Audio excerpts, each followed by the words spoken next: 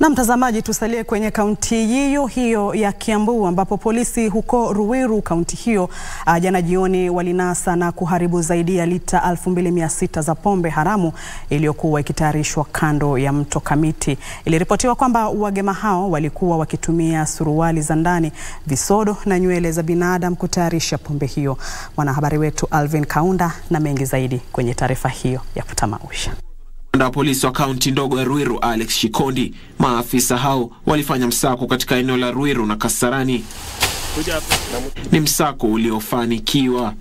Ni mahali ambapo mahali pachafu sana, na ile vitu ambayo inatumika kutengeneza hiyo chang'aa ni vitu hata inaweza sababisha madhara kubwa sana kwa wananchi. Katika msako huo, watu 6 walikamatwa huku wakitarajiwa kuwasaidia maafisa wa polisi katika uchunguzi kuhusiana na pombe haramu. Katika kaunti ya Narok, maafisa utawala wa serikali ya kitaifa waliharibu zaidi ya lita 2000 za pombe haramu. Kuna dawa zingine za kienyeji zimewekwa hapa ndani, lakini by and large ni pombe haramu ambayo imeweza kumaliza vijana. Kulingana na polisi, chupa za plastiki za kupakia pombe zilipatikana. Nikiripotia Dira Magwiji, mie ni Alvin Kaunda.